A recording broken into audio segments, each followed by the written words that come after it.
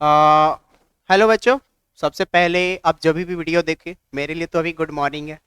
और आप लोग के लिए क्या है, जब भी वीडियो देखोगे आप अपना खुद से बोल देना, ठीक है? कम से कम ये ना, मैं अब मेरा ये पहला लेक्चर है सीबीएसई एंड बीसीसी के लिए, दोनों के लिए। मैं ये नहीं बोलूँगा कि सिर्फ सीबीएसई के लिए ही है, ठीक है? आ, एक चैप्टर है, बायोलॉजी का चैप्टर है बाबू। मैं तो बायोलॉजी पढ़ाता हूँ, ठीक है? बायोलॉजी का चैप्टर है। चैप्टर का नाम है ह्यूमन रिप्रोडक्शन, ठीक है? मेरा नाम जानना चाहोगे तो नाम की कोई दिक्कत नहीं है बाबू। नाम कोई बनाता नहीं है, बनाना पड़ता है, इतना तो तुम लोग खुद हो। अगर मेरा लेक्चर अच्छा लगा हो तो खुद मुझे जान जाओगे कि हाँ ये कौन है, ठीक है? तो मैं ज्यादा बात नहीं करता हूं, डायरेक्ट चैप्टर पे आता हूं। चैप्टर का नाम है ह्यूमन रिप्रोडक्शन। किसके लिए पढ़ाया जा रहा है बाबू? तो सीबीएसई और बीसी से लिए, दोनों के लिए। मैं ये नहीं बोल रहा हूं कि सिर्फ सीबीएसई के लिए है, दोनों के लिए है बाबू। अभी मैं एक्सप्लेन करूंगा तो सिर्फ 1 नंबर का एक्सप्लेन करूंगा, लेकिन मैं इसमें ही इतना एक्सप्लेन कर दूंगा कि तुम्हारा 2 नंबर का भी क्वेश्चन क्या हो, कवर हो जाए, ठीक है? 1 नंबर 2 नंबर कोई मायने नहीं करता। मैं पढ़ा दूंगा, एक क्वेश्चन बताऊंगा, एक टॉपिक क्वेश्चन का बताऊंगा, उसमें से 2-3 क्वेश्चन पक्का बच जाएगा, ठीक है? अब मैं क्वेश्चन पर आता हूं डायरेक्ट, बिना कोई टाइम पास किए हुए। पहला क्वेश्चन ये है बाबू कि टेस्टिस जब फेल्वर होता है तो वो अस्ट्राइल क्यों हो जाता है? अरे यार, इतना सा कॉमन सी बात है। अगर किसी चीज को तुम खराब करोगे वो आगे के लिए खराब ही होगा ना। वैसे ही ह्यूमन में एक चीज होता है, टेस्टिस। टेस्टिस बोलता है बाबू कि अगर तुम मुझे खराब कर दोगे ना तो हम अपना जो हमको बनाने का काम है वो हम बनाएंगे ही नहीं।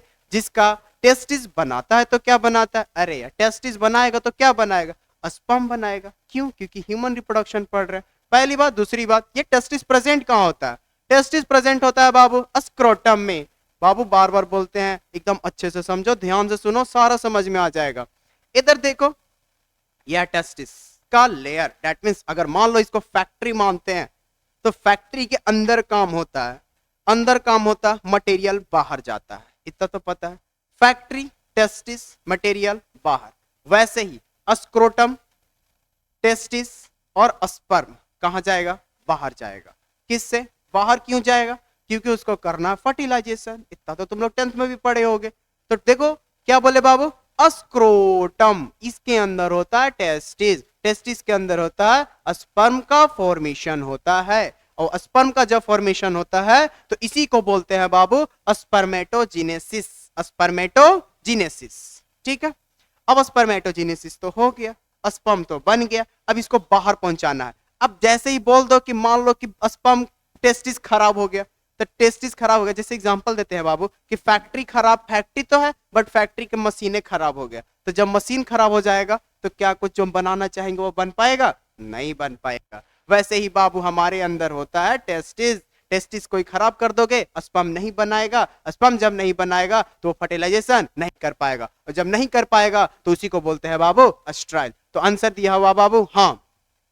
और ये क्या होता है बाबू कि no sperm formation, that means high temperature abdominal kill to the spermatogenesis. अब जब ज्यादा टेम्परेचर बढ़ाओगे तो स्पर्म जितना चाहिए टेम्परेचर उतना नहीं मिल पाएगा, और स्पर्म का क्या हो जाएगा?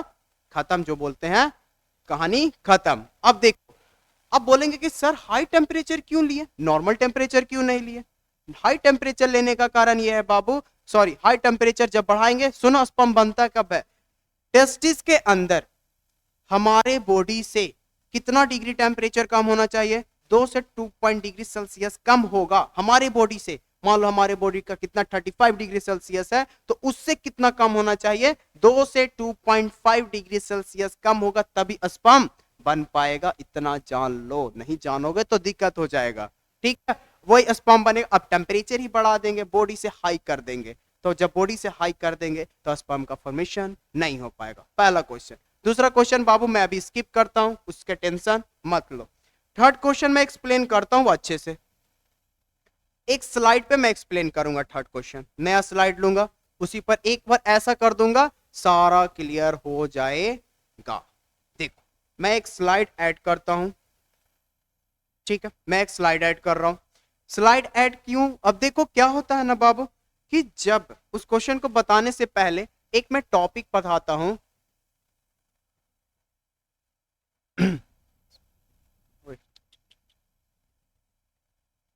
टॉपिक पढ़ाता हूं बाबू, स्पर्मेटोगोनिया। स्पर्मेटोगोनिया। अब स्पर्मेटोगोनिया जो होता है ना बाबू,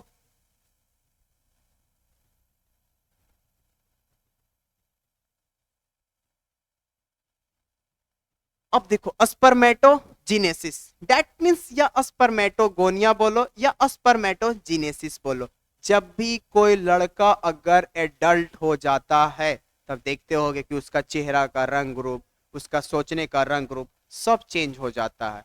वैसे ये भी भैया है, बोलते हैं स्पर्मेटोगोनिया, कि जब हम मैच्योर नहीं है तो किसके फॉर्म में है, 2n के फॉर्म में। अरे 2n के फॉर्म में मतलब कहने का क्या है कि मेल में कितना क्रोमोसोम प्रेजेंट होता है, 46। कितना होगा, 46। इसको अगर 2 से डिवाइड करते हैं, ओए इसको 2 से डिवाइड करते हैं तो बाबू ये बन जाएगा क्या, इसको 23 इंटू 23 कर सकते हैं तो यस, तो बोलेंगे कि सर क्या इसको फिर तो ये भी तो कर सकते हैं 2 इंटू एन, एकदम कर सकते हैं 2 इंटू एन। अब देखो ये बाबू स्पर्म जो होता है, ये जो स्पर्मेटोगोनिया होता है ना, ये 2n के फॉर्म में रहता है, लेकिन जिसके बाद जब पहला जो फॉर्मेशन होता है इसका साइज क्या होता है, इंक्रीज करता है। साइज क्या होगा, इंक्रीज करेगा। जब ये साइज इंक्रीज करेगा ना, तब इसका जो पहला प्रोसेस होता है ना, इसको बोलते हैं प्राइमरी स्पर्मेटोसाइट। Primary spermatocyte. ठीक है बाबू, समझ में आ गया होगा। अब ध्यान देना, अब जब ये होगा तो यहां से यहां बनने की प्रोसेस को एक प्रोसेस बोलते हैं बाबू, माइटोसिस। क्या बोलते हैं, माइटोसिस। अब माइटोसिस होगा तो माइटोसिस के बाद यहां बन गया 2n। माइटोसिस क्या बोलता है, सेम नंबर ऑफ क्रोमोसोम का कॉपी अगर जैसा ही है वैसा ही सेम नंबर का कॉपी वहीं पे तैयार हो जाएगा। सेम नंबर मतलब बोले यहां 2n है तो यहां भी क्या आ जाएगा, 2n आ जाएगा। इतना समझ में आ गया होगा। फिर इसका डिवीजन होता है, इसका डिवीजन होगा, एक होगा n और n, दैट मीन्स यहां बोलते हैं मियोसिस 1। क्या बोलेंगे बाबू, मियोसिस 1। और मियोसिस 1 होता है ना, तब यहां पे बनता है n और यहां पे क्या बनता है, n। समझ में है बाबू। और इसको बोलते हैं बाबू सेकेंडरी स्पर्मेटोसाइट। सेकेंडरी स्पर्मेटोसाइट मतलब कौन सा प्रोसेस हो रहा, मियोसिस हो रहा, मतलब हाफ नंबर ऑफ क्रोमोसोम मतलब divided into 2 equal part, divided into 2 equal part. किसका हो रहा, 2n का हो रहा, तो 2n का हो रहा तो बन गया क्या, n और n। फिर से इसका मियोसिस करेंगे, फिर से इसका क्या करेंगे, मियोसिस करेंगे, फिर से मियोसिस करेंगे बाबू। अब ये जो मियोसिस करते हैं ना बाबू, ये मियोसिस, अब बोलेंगे बाबू यहां n था तो इसका भी तो हाफ पार्ट करेंगे तो क्या होगा, n ही होगा। क्या होगा, n ही होगा। ठीक है, क्या होगा, n ही। अब बोलोगे सर ये भी n था, ये भी n था। अरे यार यहां अगर 46 है, एग्जांपल के तौर पे लेते हैं, 100 ले लेते हैं, सबसे इंपॉर्टेंट क्वेश्चन, कहीं भी देखो 100 100 दिखता है, तो यहां अगर मान लो 100 लेते हैं तो यहां भी क्या होगा, 100 होगा। यहां 100 ले रहे तो यहां कितना कितना हो जाएगा, 2n से क्या बन गया, 50 50 बन गया। ठीक है, अब 50 50 को फिर से डिवाइड करेंगे तो कितना हो जाएगा, 25 25 हो जाएगा। ये हो जाएगा 25 25। अब समझ में आया, अब आई थिंक समझ में आ गया होगा। ठीक है, अब ये जो प्रोसेस हो रहा है इस प्रोसेस को बोल दिए सेकेंडरी स्पर्मेटोसाइट और इस प्रोसेस को बोल देंगे स्पर्मेटिड। क्या बोलेंगे, स्पर्मेटिड। क्या बोलेंगे बाबू, स्पर्मेटिड। अब स्पर्मेटिड का लास्ट प्रोसेस जो होता है ना बाबू, वो स्पर्म का फॉर्मेशन होता है। मतलब ये क्या होगा, स्पर्म का फॉर्मेशन। और जब स्पर्म का फॉर्मेशन होता है ना, इसी को बोलते हैं बाबू स्पर्मेटोजोआ। क्या बोलेंगे, स्पर्मेटोजोआ। इतना समझ में आ गया होगा। अब चलते हैं वही क्वेश्चन पे, देखो कितना मजेदार बनेगा बाबू।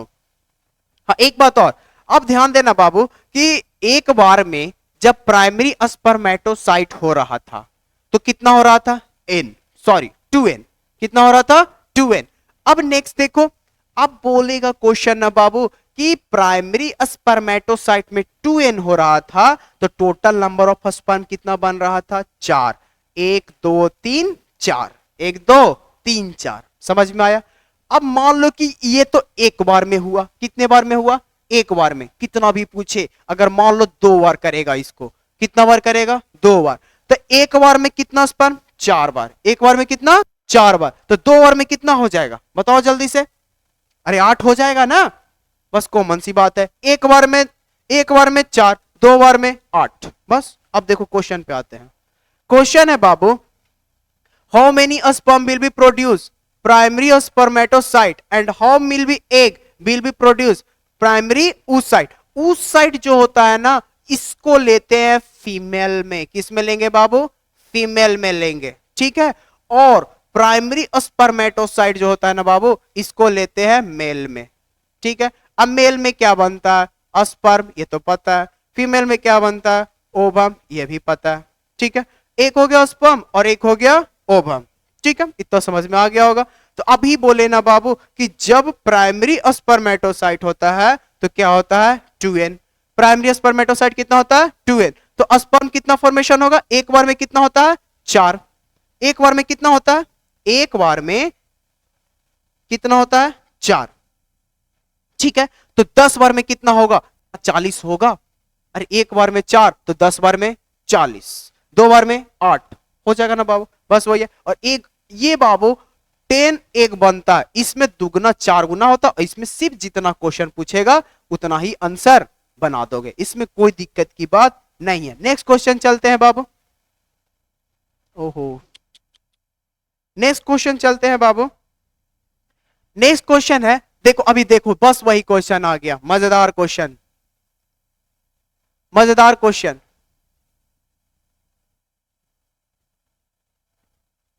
मजेदार क्वेश्चन है बाबू। अरे यार ये क्या हो रहा है?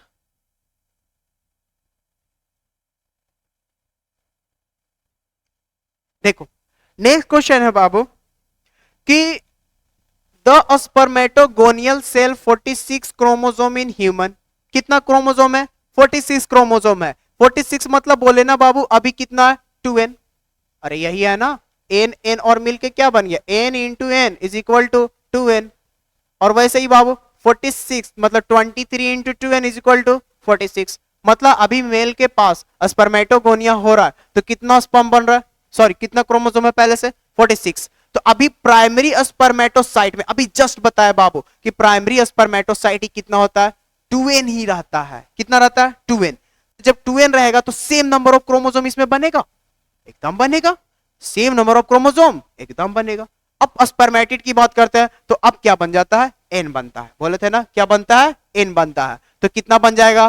23। कितना बन जाएगा? 23। चलो ठीक है। अब नेक्स्ट बात करते हैं, क्वेश्चन की बात करते हैं।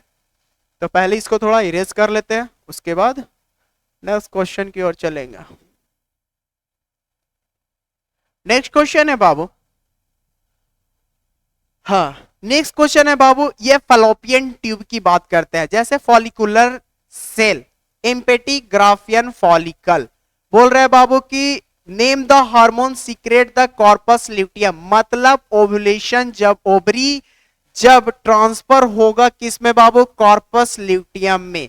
किस में ट्रांसफर होगा? कॉर्पस ल्यूटियम में। देखो एक बाबू एक चीज बता रहे हैं, बहुत अच्छी बात बता रहे हैं। क्वेश्चन बनाना और क्वेश्चन का मतलब जानना दोनों में बहुत फर्क है। अगर तुम क्वेश्चन का मतलब जान जाओगे ना कि वो क्वेश्चन क्या बोल रहा है, तो आंसर अगर थोड़ा बहुत भी याद होगा ना बाबू, तो वो कंफर्म आंसर कुछ ना कुछ कॉपी में जरूर लिखा जाएगा। इतना बोल रहे हैं। और बार ये बोलते रहते हैं बाबू कि आंसर हमेशा जब भी लिखोगे तो पॉइंट में लिखोगे, ताकि कॉपी चेक करने वाले को ज्यादा दिक्कत ना हो। और ज्यादा दिक्कत नहीं होगा तो वो अच्छा से कॉपी चेक करेगा और अच्छे अच्छे नंबर भी देगा, ठीक है। तो बाबू बोल रहा है कौन सा हार्मोन रिलीज होता है? तो याद रखना बाबू, फॉलिकुलर सेल दैट मीन सिंपेटी ग्राफियन फॉलिकल। चलो बढ़िया बात है। अब दूसरा क्वेश्चन जान बताने के पहले एक चीज बताते हैं बाबू। लिखा each and every coitus does not result in the fertilisation.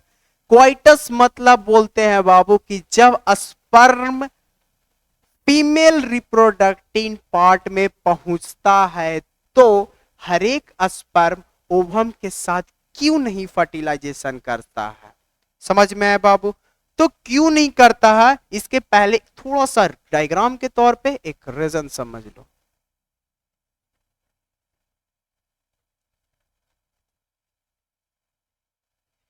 यहां बाबू होता है, ये फीमेल रिप्रोडक्टिव पार्ट का थोड़ा सा डायग्राम बताए हैं, ठीक है। इसके पहले इससे अच्छा हम एक चीज बताते हैं बाबू, एक पेज ऐड करते हैं और एक थोड़ा सा, बस 2 मिनट, 2 मिनट नहीं यार, बहुत ज्यादा टाइम हो जाएगा। कहाँ गया, ये रहा। देखो, इसको समझा देते हैं, बहुत अच्छे से समझ में आ जाएगा। भूलोगे नहीं फिर बाबू कभी, इतना बताते रहे। देखो, ये है बाबू फीमेल रिप्रोडक्टिंग पार्ट। ठीक है, शॉर्ट बताएंगे, ज्यादा लंबा नहीं बताएंगे। फीमेल रिप्रोडक्टिंग पार्ट बाबू, इसका अगर रीजन की बात करते हैं तो रीजन, मुझे जो आंसर जानना है बाबू, वो है बाबू फेलोपियन ट्यूब। ध्यान देना, यहां पे होता है पेल्विक रीजन, दैट मींस ये जो ओवरी जो जॉइंट रहता है ना, ये लिगामेंट से जॉइंट रहता है। किससे रहता है, लिगामेंट से। और यहां से ओवरी निकलेगा, ओवम निकलेगा। क्या निकलेगा, ओवम। ओवरी नहीं निकलता, ओवम निकलता है। और इसको कलेक्ट कौन करेगा, फिम्ब्रिया। कौन कलेक्ट करेगा, फिम्ब्रिया। ठीक है बाबू, फिम्ब्रिया के बाद किसके पास जाएगा, इम्फेंडिबुलम के पास। इम्फेंडिबुलम के बाद फिर किसके जाएगा, इम्फुला के पास, दैट मींस फुला फुला एम्फुला। अब यहां पे जाएगा। अब देखो क्या बोल रहा है ना बाबू, कि जब हर एक स्पर्म आता है तो यहां पे क्यों नहीं ओवम के साथ फर्टिलाइजेशन कर पाता है, क्यों नहीं, सुनो। क्योंकि बाबू कुछ ना कुछ यहां से स्पर्म आया, कुछ बैक्टीरिया आया, पहले उसको डिस्ट्रॉय किया, फिर यहां से आया, फिर कुछ इधर चला गया, कुछ इधर चला गया। अब बोलेगा सर इधर भी तो निकलेगा, नहीं बाबू, ऐसा रीजन नहीं है। एक बार में ही, मतलब मेचुरेशन साइकिल की बात करते हैं तो एक महीने में एक साइड से ही ओवम का रिलीज होता है। ये ना कि दोनों एक ही महीना में इधर से भी रिलीज कर दिया और इधर से भी रिलीज कर दिया, ऐसा नहीं होता। होगा तो कब होगा, एक बार में, मतलब एक मंथ में इससे रिलीज होगा ओवम, और ये रुक जाएगा। बोलेगा भाई रुक जा, फिर बोलेगा बोलेगा भाई रुक जा, अब तेरा काम खत्म, चलते हैं इसका काम पे। तो फिर यहां से रिलीज होगा। समझ में आया बाबू। तो हर एक स्पर्म पहुंचते पहुंचते कुछ मर गया, कोई जिंदा है, कोई ऐसे हो गया, कोई बैक्टीरिया खा गया, कुछ ही हो गया। बाद में पहुंचा एक स्पर्म, यहां मान लो कि ओवम आ गया, यहां पहुंचा, यहां पहुंचा। अब एक चीज बता रहे बाबू, ओवम एम्फुला के पास पहुंचता है, ओवम एम्फुला के पास पहुंचा, स्पर्म एम्फुला के पास पहुंचा। अब इसको ही बोलते हैं बाबू site of fertilization. Site of fertilization, site of fertilization. समझ में, साइट ऑफ फर्टिलाइजेशन। अब ध्यान देना, साइट ऑफ फर्टिलाइजेशन मतलब फर्टिलाइजेशन क्या बोलते हैं, फर्टिलाइजेशन उसको बोलते हैं बाबू कि जब स्पर्म और ओवम का सेम टाइप में क्या हो, सेम टाइम में मिलन हो, सेम टाइम में क्या हो, मिलन हो। तो उसी को बोलते हैं, जब सेम टाइम में ही मिलन होगा तभी फर्टिलाइजेशन होगा, नहीं तो कभी नहीं होगा, इतना जान लो एकदम। ठीक है, तो क्या बोले बाबू, इम्फेम्ब्रिया क्या करता है, इसको कलेक्ट करता है, कलेक्ट करके किसको देगा, इम्फेंडिबुलम को देगा। इम्फेंडिबुलम के बाद किसके पास जाएगा, एम्फुला के पास जाएगा। एम्फुला को ही बोलते हैं बाबू साइट ऑफ फर्टिलाइजेशन। ठीक है, इसके पास फिर जाएगा इस्थमस के पास, और इसी जंक्शन को बोलते हैं बाबू isthmus junction, isthmic junction, isthmic junction. समझ में आ गया होगा, इस्थमिक जंक्शन। तो अब बात करते हैं बाबू कि फेलोपियन ट्यूब में कितना, फेलोपियन ट्यूब में कितना रीजन होता है, कितना, तो पहला हो गया इम्फेंडिबुलम, दूसरा क्या होगा एम्फुला, और तीसरा क्या हो गया इस्थमस। नेक्स्ट क्वेश्चन देखते हैं कि इस कितने लेयर से ये पूरा फीमेल रिप्रोडक्टिव पार्ट कवर्ड रहता है, दैट मींस यूट्रस या वॉर्म भी कहीं कहीं लिखा हुआ रहता है। ठीक है, तो ये 3 लेयर होता है बाबू, जिसका नाम है इंडोमेटियम, मायोमेटियम और पेरीमेटियम। ठीक है, मेटियम। ठीक है, इतना ही रहने देते, इसके आगे मुझे कोई अब बताने का जरूरी नहीं है। अब देखो क्वेश्चन पर आते हैं फटाफट एकदम, क्वेश्चन पर आते हैं बाबू। उसके पहले देखो यही क्वेश्चन है, कहां गया, क्वेश्चन पर आते हैं बाबू। क्वेश्चन कहां गया वो बोला, हाँ, कि देखो अब ओवम और स्पर्म का दोनों साथ साथ मिलेगा, कहां मिलेगा, एम्फुला में। उसी एम्फुला को जंक्शन को क्या बोलता है, स्तमिक जंक्शन बोलते हैं। ठीक है, नेक्स्ट देखो, नेक्स्ट क्वेश्चन है बाबू,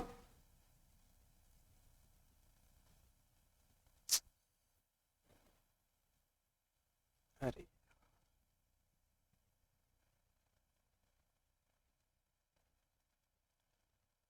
नेक्स्ट क्वेश्चन है, अरे क्या हो रहा है यार,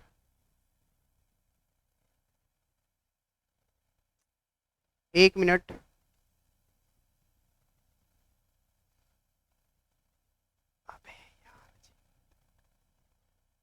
नेक्स्ट क्वेश्चन देखो बाबू, define parturition. Define parturition. Parturition होता है बाबू, पार्चुरेशन होगा कहां? पार्चुरेशन बोलता है बाबू, पार्चुरेशन किसको बोलते हैं? अब सुनो, बेबी ग्रोथ कर गया कहां? फीमेल रिप्रोडक्टिंग पार्ट में। कहां हो गया? फीमेल रिप्रोडक्टिंग पार्ट में। At the time of birth मतलब डिलीवरी के टाइम को, डिलीवरी के टाइम के एंड को बोलते हैं बाबू पार्चुरेशन। बेबी ग्रो कर गया, कोई बात नहीं, अब उसको चाहिए बाहर निकालना है। कहां निकालना है? बाहर। किससे? फीमेल रिप्रोडक्टिव पार्ट से। तो उसी प्रोसेस को बोलते हैं बाबू पार्चुरेशन। क्या बोलते हैं? पार्चुरेशन। ध्यान देना, डिफिनेशन वही है। अब बीबी पेरस और इनविट्रो पेरस दो होता है बाबू। बीबी पेरस मतलब अंदर की ओर फर्टिलाइजेशन, और एक होता है बाहर की ओर। जैसे मेढक देखते हो हमेशा बच्चे को कहां देता है? बाहर की ओर। तो वो हो गया विट्रो। क्या हो गया बाबू? विट्रो। और हम लोग क्या है? वीवी है। क्या है बाबू? वीवी है। ठीक है। नेक्स्ट क्वेश्चन है बाबू, where does fertilization mainly take place in human? अभी बताया बाबू, फर्टिलाइजेशन कहां होगा? एम्फुला में। कहां होगा बाबू? एम्फुला में। चलो ठीक है। नेक्स्ट क्वेश्चन देखते हैं बाबू कि name the substance present in sperm acrosome which help to the sperm enter into egg. बाबू नाम याद रख लेना, बहुत इंपॉर्टेंट है बाबू। समझ में आया? इस साल का शायद ऑब्जेक्टिव में तो नहीं देता है, लेकिन सब्जेक्टिव में क्वेश्चन जरूर देगा बाबू, एकदम कंफर्म बता रहे बाबू। इसका आपको पीडीएफ भी मिल जाएगा, डिस्क्रिप्शन में दिया हुआ रहेगा। आप लोग डाउनलोड करके हर एक क्वेश्चन को एक बार फिर से पढ़ सकते हो। इतना बोल रहे हैं बाबू। ठीक है, अब देखते हैं नेक्स्ट क्वेश्चन। नेक्स्ट क्वेश्चन है बाबू, नेक्स्ट क्वेश्चन है बाबू, name the layer of cell that form the outer layer of blastocyte. अब ब्लास्टोसाइट क्या होता है पहले ये सुनो। जब ओवम में स्पर्म आया, यहां था एन और यहां था ओवम के पास एन, दोनों मिलकर क्या बन गया? 2n बन गया। इसको ग्रो अप कराना है। क्या कराना है? Grow up. मतलब ये साइज अब क्या करेगा? अपना इंक्रीज करेगा। तो साइज अब इंक्रीज करेगा तो 2n से कितना बनेगा? 4n बनेगा। समझ में? कितना बनेगा बाबू? 4n बनेगा। समझ में आया? तो इसी डेवलपमेंट को बोलते हैं बाबू ब्लास्टोसाइट। क्या बोलते हैं? ब्लास्टोसाइट। अब ये ब्लास्टोसाइट सर ओवम तो इंक्रीज कर गया, मान लो इतना छोटा सा था, अब बन गया बड़ा सा। बन गया, क्यों बना? क्योंकि due to division of cell. Division of cell. अब जब डिवीजन ऑफ सेल बनेगा तो इसके अंदर छोटा छोटा सा बहुत सारा ऐसे ऐसे सेल बनते रहता है, बहुत सारा बनेगा और एक जगह ऐसे ऐसे बनते रहेगा। ठीक है, तो इसके अंदर जो कैविटी जो रहा, इस कैविटी को बोलते हैं ब्लास्टोसाइट कैविटी। पहली बात। अब ये जो सेल बना, अब क्यों बना? सेल बनेगा, अरे जैसे ही मान लो घर का घर बनाते हैं तो घर का लेयर हो जाता है कि नहीं, एक ईंट खड़ा करते हैं तो एक बाहर वाला और एक अंदर वाला। तो अंदर वाले को बोलते हैं, ये अंदर की ओर डेवलप कर रहा है तो इस अंदर वाले को बोलते हैं इनर सेल। क्या बोलेंगे? Inner cell. और बाहर वाले को बोलते हैं, वही क्वेश्चन बोल रहा है बाबू, इस सेल को, इस नाम को क्या बोलते हैं? ट्रोपोब्लास्ट। क्या बोलते हैं बाबू? ट्रोपोब्लास्ट। अब अंदर वाला का काम क्या है? बॉडी को डेवलप करना। बॉडी के किसको डेवलप करना? बॉडी को डेवलप करना। नेक्स्ट क्वेश्चन वही है बाबू, at which stage mammalian embryo implant in uterus. Embryo मतलब ये जो इम्ब्रियो है, इम्प्लांट, जैसे इम्प्लांट करने का मतलब यह है बाबू कि जब हम किसी पेड़ को लगाते हैं तो मतलब इम्प्लांट कर रहा है, लगाना मतलब इम्प्लांट करना। अब पेड़ को कहां लगा रहा है? जमीन पे तो नहीं लगा सकते हैं, जब भी लगाएंगे तो सॉइल में लगाएंगे। आज का ट्रेंड चला हुआ अलग बात है कि गमले में लगा दिए हो गया, कोई बात नहीं, लेकिन उसी को बट उसको भी तो इम्प्लांट कर रहे हैं एकदम। वैसे ही बाबू फैलोपियन ट्यूब में, सुनो, फैलोपियन ट्यूब में एक होता है इम्प्लांट। इम्प्लांट क्या होता है? इम्प्लांट। अब इम्प्लांट कहां होगा? तो देखो एक स्लाइड में बताए थे, थोड़ा सा बताएंगे बाबू, ज्यादा नहीं बताएंगे क्योंकि अब देखो इम्प्लांट कहां होगा? यहां से ओवरी आया, अब बोलेगा चलो ठीक है हम डेवलप कर रहे हैं, डेवलप कर रहे हैं, डेवलप कर रहे हैं, पहुंच गया कहां? इस लेयर के पास। इस लेयर का नाम क्या है? एंडोमेटियम। इस लेयर का नाम क्या है? एंडोमेटियम। और इसी एंडोमेटियम के पास अब देखो ये सिलिया जैसा है, यहां पे जाकर ये जाकर क्या हो जाएगा? इम्प्लांट कर जाएगा, मतलब यहां पे अब ये इम्प्लांट करेगा और यहां पे इसका सेल क्या होगा, ग्रोथ करेगा। तो वही क्वेश्चन है बाबू, देखो नेक्स्ट क्वेश्चन बता रहे हैं, देखो यही है ना। नेक्स्ट क्वेश्चन बोलते हैं बाबू कि इम्प्लांट मतलब इम्ब्रियो कहां इम्प्लांट करेगा, तो इम्प्लांट कहां करेगा, जिसका नाम है बाबू, किस स्टेज को करेगा, तो ब्लास्टोसाइट स्टेज को करेगा। किसको करेगा बाबू, ब्लास्टोसाइट को करेगा। एंड नेक्स्ट क्वेश्चन है बाबू, प्रेजेंस इन सो स्पर्म एक only sperm inter into ovary, ऐसा क्यों होता है कि सिर्फ एक ही स्पर्म ओवम में इंटर करता है, इसके अलावा इंटर नहीं करता है। ठीक है, ऐसा क्यों होता है कि क्यों कि जब ओवम एक साइज बढ़ जाता है, क्या बढ़ जाता है बाबू, साइज बढ़ जाता है, तो उसके ऊपर एक लेयर बना लेता है, लेयर बना लेता है मतलब अपना कवरिंग बना लेता है। जैसे तुम लोग बोलते हो ना कि रात को सोते हो तो कवाड़ी लगा के ही सोना चाहिए, ठीक है, नहीं तो क्या घुस जाएगा, चोर घुस जाएगा। वैसे ये भी बोलता है कि ब्लास्टोसाइट तो बना लिए, ठीक है, ब्लास्टोसाइट तो बना लिए, अब बना लिए तो किसी को हिम्मत है दूसरे अंदर को घुसने का, नहीं, बोलता है कि जिस जो मेरा मर्जी रहेगा उसी को घुसाएंगे और दूसरे को नहीं घुसाएंगे। तो उसी लेयर को बोलते हैं बाबू जोना प्लेसिडा, क्या बोलते हैं, जोना प्लेसिडा। वही भी आंसर दिया हुआ, because when the sperm in the contact of ovum, ठीक है, जब स्पर्म ओवम के कॉन्टेक्ट में आएगा तो जोना प्लेसिडा ये क्या करेगा, change in the membrane to block enter into the sperm, मतलब अगले स्पर्म को आने से क्या करेगा, वो रोक देगा। बस इतना ही है बाबू। अगर ये तो था एक नंबर का ऑब्जेक्टिव था बाबू, ठीक है, ऑब्जेक्टिव नहीं बोले सब्जेक्टिव था, खास करके अभी वो बच्चे के लिए ज्यादा ये इंपॉर्टेंट होगा। इंपॉर्टेंट तो सबके लिए है, ये कभी भी वीडियो देखोगे तो समझ में आ जाएगा। और जो क्लास कर रखे हो, खास करके मेरे से जो क्लास करते हो ऑफलाइन वाले में, उसमें तो अभी बहुत डीपली चल रहा है बाबू, इसी चैप्टर का एक्सप्लेनेशन चल रहा है, इसी चैप्टर को अभी हम पढ़ा रहे हैं। ज्यादा क्लास नहीं हुआ, 3 से 4 क्लास हुआ है। किसी को अगर पढ़ना होगा तो जरूर आकर के पढ़ सकते हो, कोई जोर जबरदस्ती नहीं है। बस इतना ध्यान देना बाबू, जो पढ़ाए हैं अगर ना समझ में आए तो कमेंट में जरूर बोलना कि सर कहाँ पे मिसयूज हुआ, कहाँ पे आप नहीं बताया अच्छे से। मैं ट्राई करूंगा अगले वीडियो में पक्का बताने का, कोशिश करूंगा 100% कि हर एक बच्चे को समझ में आ जाए। बस मेरा यही भरोसा रहता है, आप लोग से भी वही भरोसा रहेगा, मैं समझाऊं आपको समझ में आए, बस मेरा यही कॉन्सेप्ट है। ठीक है बाबू, तब तक के लिए बाबू अगले वीडियो के लिए मिलते हैं। Thanks for watching my video, जो भी है, ठीक है, अगले वीडियो के लिए थोड़ा वेट कीजिएगा, 1-2 दिन के लिए मिलेंगे अगले वीडियो में। और आगे ठीक है, हाँ, और जाते जाते बाबू एक नया सा अच्छा सा चीज लिखा हुआ है, सब्सक्राइब। ठीक है बाबू, अगर आपको वीडियो अच्छा लगा हो तो कोशिश करना, ये थंबनेल है, लाइक का, सब्सक्राइब है, चैनल में दिया हुआ रहेगा, उसको जरूर चैनल को सब्सक्राइब कीजिएगा। तब तक के लिए टाटा बाय बाय, मिलते हैं नेक्स्ट वीडियो में।